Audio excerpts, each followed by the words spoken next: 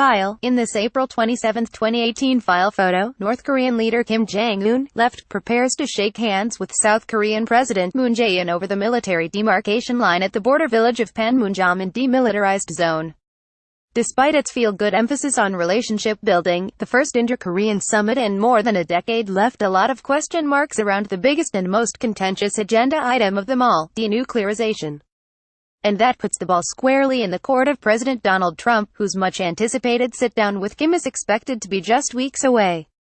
Korea Summit Press Pool via AP. File. Associated Press, Seoul, South Korea. After a summit high on theatrics, emotional displays of Korean reconciliation and some important but familiar-sounding plans to boost bilateral relations, North Korean leader Kim Jong-un has safely returned to Pyongyang and South Korean President Moon Jae-in to his official residence in Seoul.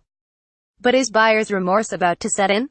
Despite its feel-good emphasis on relationship building, the first inter-Korean summit in more than a decade left a lot of question marks around the biggest and most contentious agenda item of them all, denuclearization.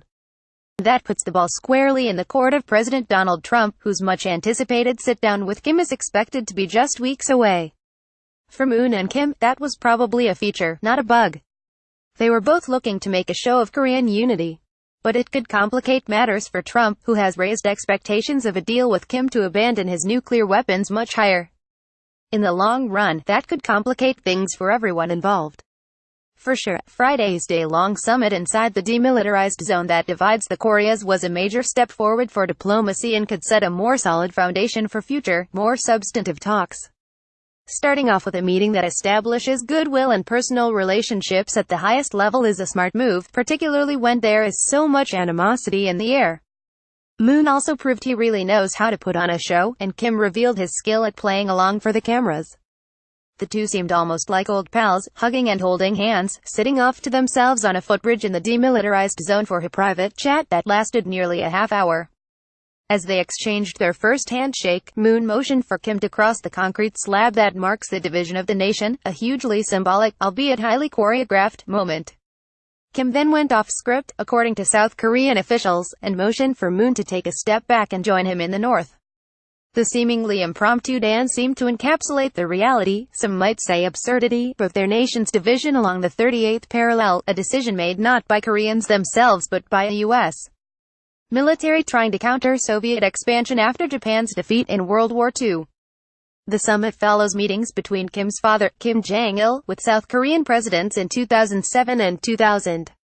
Each produced similar-sounding vows to reduce tensions, replace the current armistice that ended the fighting in the 1950-53 Korean War and expand cross-border engagement. One difference from Friday's summit was the pledge by Kim and Moon to officially declare an end to the conflict this year. They also announced a series of engagement measures. They will set up a liaison office in the North Korean city of Kaesong, which is near the border and is the site of a now shuttered industrial complex that had for years been the biggest joint project between the two countries. Moon will visit Pyongyang in the fall. High-level military talks will be held next month and reunions will be arranged for families separated by the war. All of these measures are significant. They underscore a real policy shift in the South away from the hardline approach taken by its previous president, Park Geun-hye. Moon clearly is interested in pursuing a less volatile relationship with the North on several fronts and appears unwilling to put all of that on hold until Kim agrees to some sort of quick and complete denuclearization. He also seemed to steer well away from human rights issues, which have been all but forgotten in the shadow of the North's nuclear program.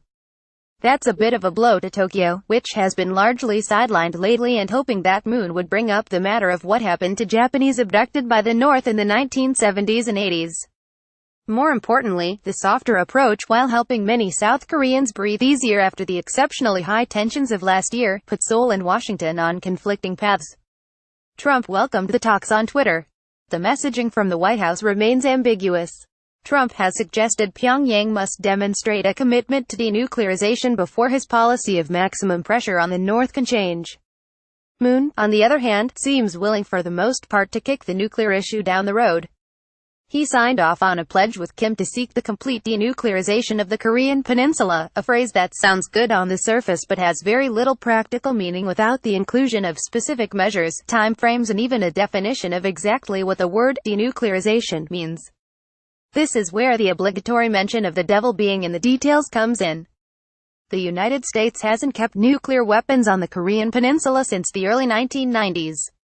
But for Pyongyang, denuclearization has generally been taken to mean the removal of South Korea from Washington's nuclear umbrella.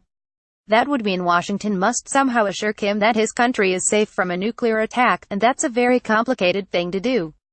Maybe that will all become clear when Kim and Trump meet. But so far, neither has offered any realistic detailed proposals. Talmadge has been the app's Pyongyang bureau chief since 2012. Follow him on Instagram and Twitter, @EricTalmadge and AP News Analysis. Copyright 2018 The Associated Press.